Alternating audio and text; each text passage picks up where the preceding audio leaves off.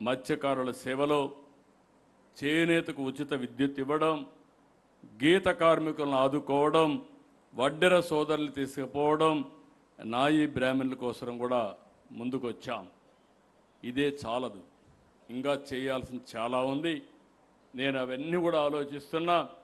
వాళ్ళని ఎట్టి పరిస్థితులు కూడా ఆర్థికంగా పైకి తీసుకొచ్చి అందరితో సమానంగా ముందుకు తీసుకొచ్చే బాధ్యత తెలుగుదేశం పార్టీ తీసుకుంటాం. ప్రత్యేకమైన శ్రద్ధ పెడతాం.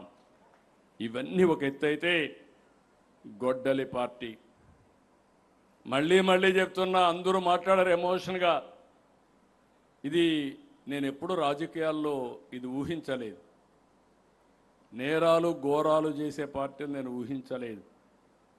కడాన నేను ముఖ్యమంత్రిగా ఉంటే, నేను ముఖ్యమంత్రిగా ఉన్నప్పుడే బాబాయిని చంపి నెక్స్ట్ డే వాళ్ళ పేపర్లో నారాసుర రక్త చరిత్ర నా చేతికి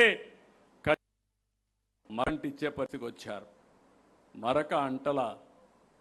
కానీ ఎంత దుర్మార్గులో మీరు గుర్తుపెట్టుకోవాలి. గొడ్డలి పార్టీకి అధికారం పోయింది, ప్రతిపక్ష పార్టీ హోదా పోయింది, కానీ అహంకారం మాత్రం అలాగే ఉంది. రాజకీయాల్లో విలువలు ఉండాలి. విలువలు లేని పార్టీ అది. సాధారణంగా ప్రతి ఒక్క రాజకీయ పార్టీకి అనుబంధ సమస్యలు ఉంటాయి. మనకు ఉన్నాయి. రైతు, యువత, మహిళ, దివ్యాంగులు, కార్మికులు, ఇలాంటి 18 విభాగాలు మనకున్నాయి. కానీ గొడ్డలి పార్టీకి విభాగాలు ఏంటో తెలుసా అని మిమ్మల్ని అడుగుతున్నా.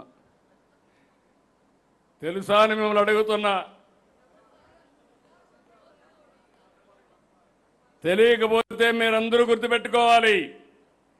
గంజాయి బ్యాచ్ ఒక విభాగం, బ్లేడ్ బ్యాచ్ మరో విభాగం, సోషల్ మీడియా సైకోలు ఇంకొక విభాగం,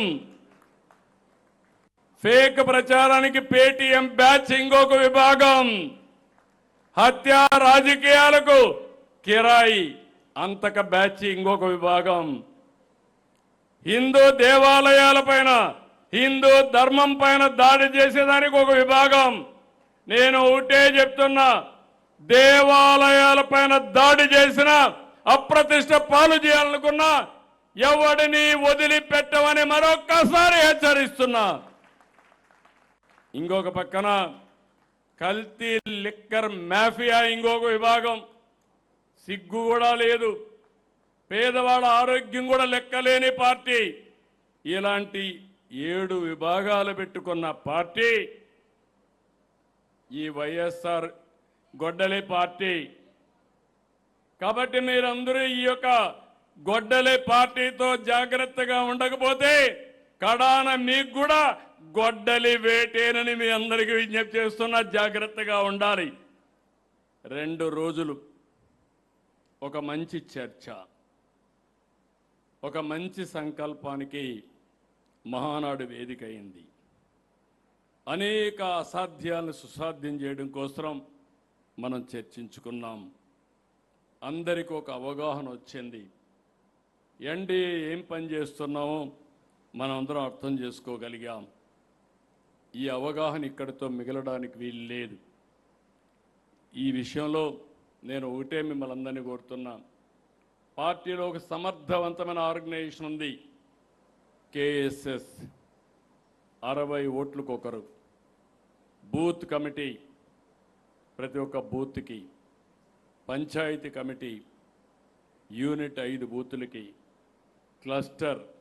ఈరోజు నేను చూశాను, చాలామంది అన్నారు ఈ క్లస్టర్లు చేయలేరు, ఎమ్మెల్యే కానీ ఇన్ఛార్జి కానీ ఉండాలా, లేకుంటే మీటింగ్లే పెట్టలేరంటే, కాదు, ఎమ్మెల్యేలు ఇన్ఛార్జీలు సహకరించండి. మా క్లస్టర్లకి ఎక్కడా లేని శక్తి ఉంది, నాయకత్వ లక్షణాలు ఉన్నాయి, మీరు సహకరిస్తే వాళ్ళు వండర్స్ చేస్తారని చెప్పాను. 4 రోజులు మీరు చూశారు. 1870 అనేది క్లస్టర్లో ఈరోజు మీటింగ్లు పెట్టగలిగే పరిస్థితికి వచ్చారు. నేను ఒకటే మిమ్మల్ని అందరినీ కోరుతున్నాను. ఒకప్పుడు మీ అందరికీ ఆదేశాలు ఇచ్చాం, ఇంటింటికి పొమ్మన్నాం. అపోజిషన్లో ఉంటే ప్రచారం చేయమన్నాం. సూపర్ 6 కానీ, బాబు షూరిటీ, భవిష్యత్ గ్యారంటీ ఇలాంటి కార్యక్రమాలు మీకు ఇచ్చాం. బ్రహ్మాండంగా చేశారు. ఈరోజు మీరు ఇచ్చిన హామీలన్నీ నెరవేరుస్తున్నాం. సంక్షేమ కార్యక్రమాలు పూర్తిగా చేస్తున్నాం. 10 ప్రిన్సిపల్స్ పెట్టుకొని ఎక్కడా లేని విధంగా ఆదుకుంటున్నాం. అభివృద్ధిని ముందుకు తీసుకెళ్తున్నాం. ఇలాంటి చేసినప్పుడు రాబోయే రోజుల్లో మీ అందరికీ ఒకటే కోరుతున్నాం, ఇది మీ అందరి బాధ్యత. మీరు కూడా మనం ఇచ్చే సంక్షేమ కార్యక్రమాలతో అనుసంధానం కావాలి. నిన్న చెప్పిందే మీరు, ఓట్లు వేయించింది మీరు, మళ్ళీ రేపు ఇప్పుడు ప్రస్తుతానికి అవి లబ్ధిదారులకు ఇచ్చేది గవర్నమెంట్. మళ్ళీ రేపు ఓటు అడిగేది, ఎన్నికల్లో నిలబడేది మీరు. ఈ విషయం మీరు గుర్తుపెట్టుకోవాలి. అందుకే రాష్ట్రంలో ఉండే ప్రతి ఒక్కరికి విజ్ఞప్తి చేస్తున్నాను, ప్రజలతో అనుసంధానం కావాలి. పదే పదే మీరు చెప్పాలి. పింఛన్ ఇచ్చినా, రేషన్ ఇచ్చినా, లేకపోతే ఒక బెనిఫిట్ ఇచ్చినా, అన్నదాత సుఖీభావ ఇచ్చినా, తల్లికి వందనం ఇచ్చినా, అది మీరు చెప్పారు, గవర్నమెంట్ చేస్తూ ఉంది. మళ్ళీ అది ప్రజలతో మీరు అనుసంధానమయ్యి ఎప్పటికప్పుడు ఓనర్షిప్ తీసుకునే బాధ్యత కూడా మీదేనని చెప్పి నేను మీకు తెలియజేస్తున్నా. డెవలప్మెంట్ చెప్పారు, ఎన్నోసార్లు చెప్పారు. మా నాయకుడికి అనుభవం ఉంది.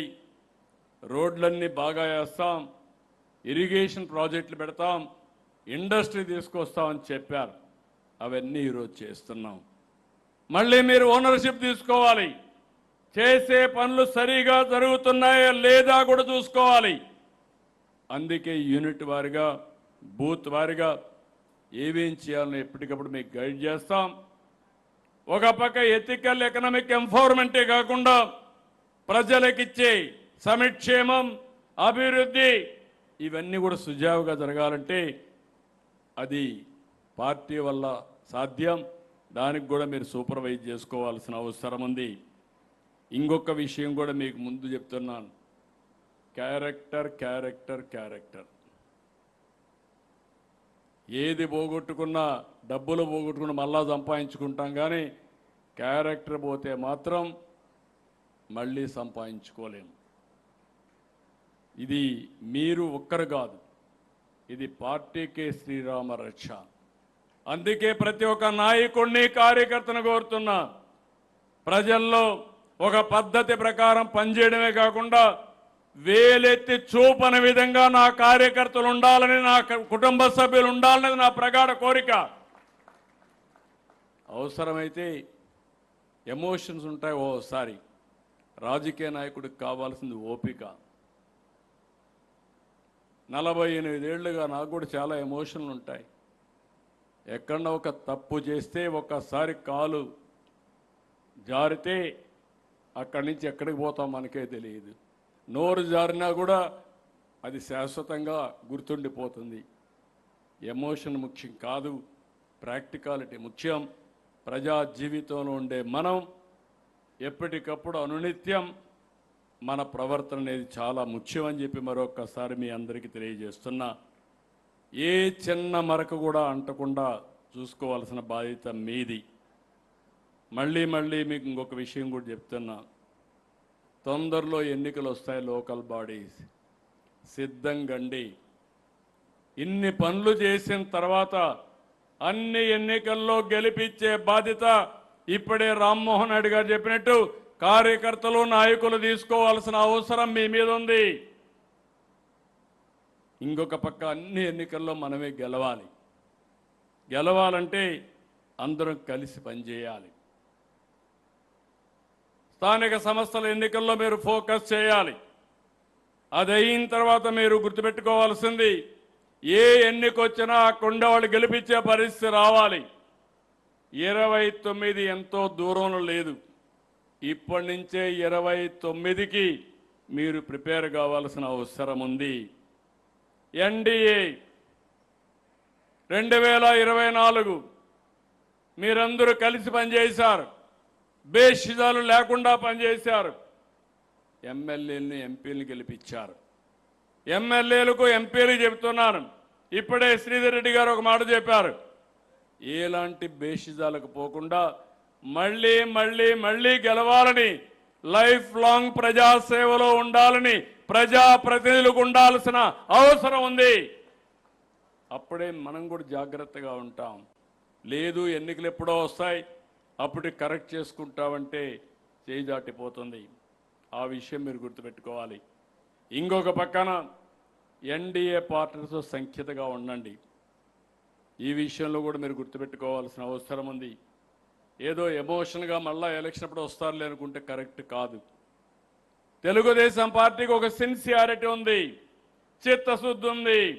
ఎప్పుడు కూడా మిత్రపక్షాలని చిత్తశుద్ధితో కలుపుకుంటూ వచ్చాం. ఆ సాంప్రదాయాన్ని మీరు కంటిన్యూ చేయాల్సిన అవసరం ఉంది.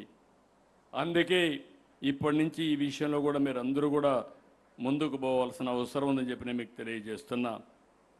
అందరం కూడా సుస్థిరమైన పాలనతో, సమర్థవంతమైన పాలనతో దీర్ఘకాలిక ప్రయోజనాల కోసం పనిచేద్దాం. మళ్ళీ మళ్ళీ ఎన్నికల్లో గెలిపించుకుంటూ ముందు పోదాం. అందుకే ఒకే మాట చెప్తున్నాను, మీ ప్రాంతాల్లో మీరు కష్టపడండి, ప్రజాభిప్రాయాన్ని ప్రజామోదాన్ని పొందండి.